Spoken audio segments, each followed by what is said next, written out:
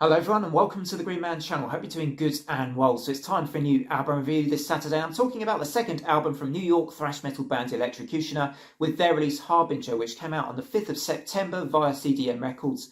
And the album is 12 tracks and just shy of 36 minutes in length. Electrocutioner are made up of Mark Pacino, guitarist and vocalist, Rich Neves on bass, and Tyler Bolioli, I think is how you say the name. Apologies if I've got that wrong. He's on the drums here. And essentially this is a fast-paced, full throttle, no nonsense, in your face kind of a thrash metal record. And I like the fact it's about 36 minutes, 35 minutes in length. It gets what it needs to do, done and dusted, wastes no time in getting into the record with the absolutely kind of, I really enjoyed Doomsday Device as a starting track to this album. And it starts as it means to go on with that song, I think. For me, you might remember I reviewed their debut album, Full Sidles, back in 2023, which actually led to singer and guitarist Mark Pacino commenting on that video. And he then went on to get interviews on the Chill Dude on a Couch's channel, and he's since done a few collabs on that channel as well. Most recently, I interviewed him and talking about this new record on the Green Man, and we did discuss the slightly different approach to this record to the first album, which for me is a little more kind of a very slightly slower paced. I remember you had a few more of those kind of synthy interludes, as I recall, perhaps a touch more melodic. This is more out and out old school thrash metal in this sort of newer age, if you will, and a little akin to the way Whiplash and Exorcist and those kind of bands would approach this kind of a sound.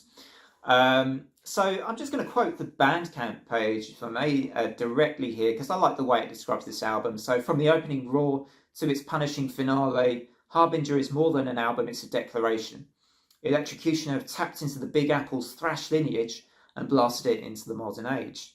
Sharper, faster and more cinematic, this record heralds their arrival as torchbearers of the new wave of old school thrash.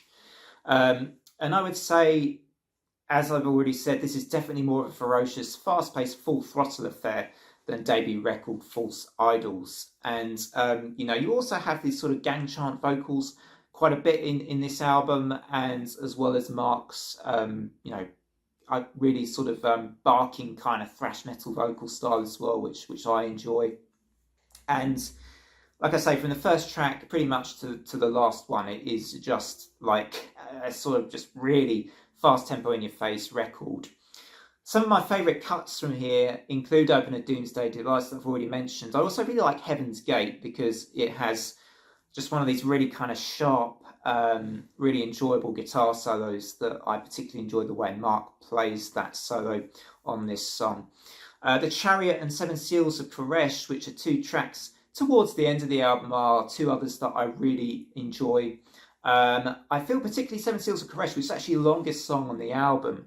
I like the way that one has a little more variety than some of the other tracks on the record, that it's a bit more is built into it, I feel like, with the riffage than some of the other tracks. And it sort of has one or two more twists and turns that you don't necessarily expect. So I really enjoy Seven Seals of Koresh. But yeah, Heaven's Gate's another great track. Frozen File, a good single on this album as well, with a cool little kind of like cool video, which Mark talked a bit about how they came up with the idea for that, about sort of being about the sort of missing child, and that he had some inspiration for why they decided to do that as a video for that song, which is quite interesting to talk about too, and explore that a little more, because that was sort of, I enjoyed the artistry behind that video as well, and it's another solid track on the record too. So overall, I feel like this, for me, the way I feel about this right now is I think it's slightly more consistent than False Idols overall. Whilst my favourite song of this band probably is still The Guillotine, I just have to admit, I still absolutely love that song from Electrocutioner. But overall, I think this is the better album to False Idols. And it just, absolutely slays, with its just fast and furious approach. So I'm going to give this one a final score of an 8 out of 10. Do go and check it out if you're a fan of this kind of thrash metal kind of approach. And yeah, let me know what you thought of this one in the comments, guys. Look forward to hearing from you. Otherwise, until next time, as always, do drop a like and a sub if you're new to the channel, you enjoy this kind of content. Otherwise, from me, until next time, it's bye for now.